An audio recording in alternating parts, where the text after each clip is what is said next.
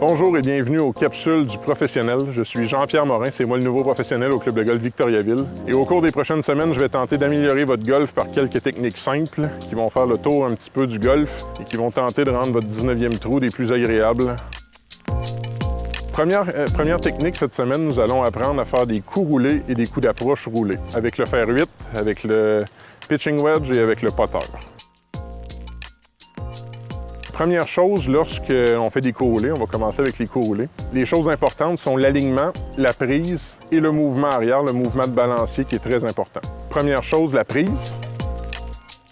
On le tient fermement mais légèrement en même temps. Ça, c'est la bonne technique. Et on vient mettre l'index par-dessus les deux premiers doigts. Ce que ça fait, c'est qu'on tient le bâton un petit peu moins serré. Je peux dire que c'est comme si on prenait un petit oiseau dans nos mains. Il ne faut pas l'étouffer comme une carotte, mais bien le tenir comme un petit oiseau.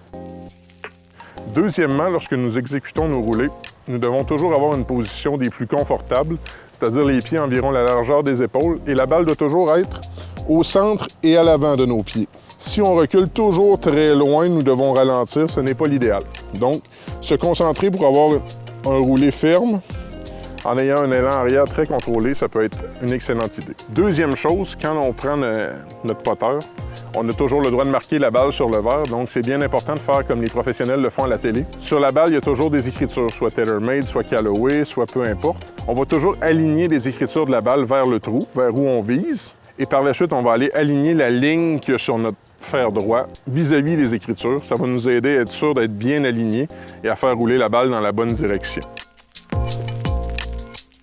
Troisième chose qui est bien importante, c'est le mouvement de balancier, le mouvement arrière. Lorsque l'on fait un coup roulé au golf, c'est toujours un mouvement de balancier, un mouvement d'épaule, et non un mouvement avec les poignets. Souvent, on voit les joueurs débutants qui y vont avec un mouvement de poignet. C'est très difficile de contrôler la force, tandis qu'un beau mouvement en balancier, on a un mouvement continu, puis on réussit souvent à garder une bonne force et un bon résultat là, près du trou.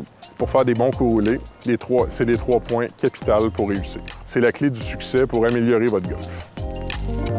Pour ce qui est des coups d'approche roulés, c'est un peu le même principe que les coups roulés. La seule chose qui est différente, c'est que dans le fond, on va utiliser pour faire des coups d'approche roulés en bordure du verre un fer 8, par exemple. Mais le fer 8, ça va être le même mouvement qu'un coup roulé, le même mouvement de balancier exactement comme on a fait tantôt avec nos épaules. Par contre, étant donné que le bâton a un angle, l'angle va faire en sorte que la balle va sauter par-dessus le gazon qui n'est pas court comme le verre. Puis après ça, elle va se mettre à rouler sur le verre. Ça va donner un meilleur résultat que frapper la balle avec le putter dans le fond, dans le gazon long. Autre chose, lorsqu'on va faire notre mouvement de balancier, tantôt je disais qu'on pouvait se baser sur le pied arrière. Avec le fer, c'est comme une horloge.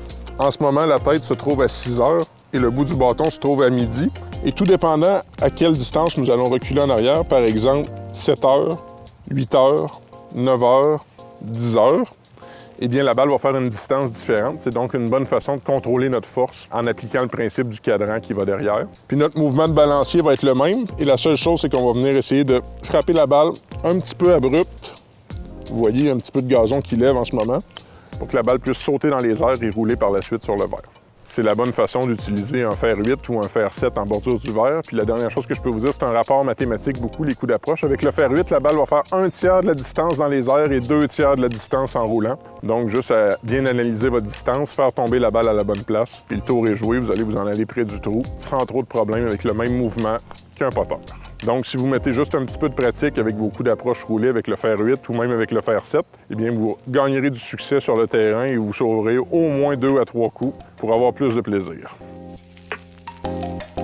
Et lorsqu'on fait d'autres sortes de coups d'approche, on peut utiliser un fer un petit peu plus anglais, c'est-à-dire un 54 degrés, exemple, que j'ai dans mes mains. Ça fait un genre de coup d'approche qui va faire, au lieu de faire 1/3, 2/3 ou 1/4, 3/4, comme le fer 8 et le fer 7, bien, le 54 va faire plus une demi. Donc, ça va permettre de faire lever la balle plus longtemps et de la faire rouler un petit peu moins longtemps. Des fois, quand on a un petit obstacle où on est un petit peu plus loin dans l'herbe longue, bien, l'idéal, c'est de faire un beau mouvement de balancier, pareil comme avec le fer 8, mais avec un bâton qui a un petit peu plus d'angle. Et de cette façon, on va faire lever la balle, elle va s'arrêter plus vite, puis ça va être un succès assuré.